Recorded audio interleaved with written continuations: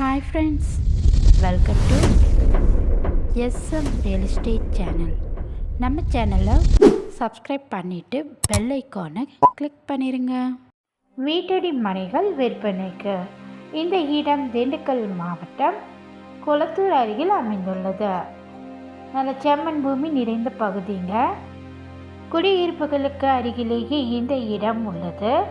DTCP மற்றும் ரேரா approved பெற்ற வீட்டடி மனைகள் விற்பனைக்கு இருக்குங்க.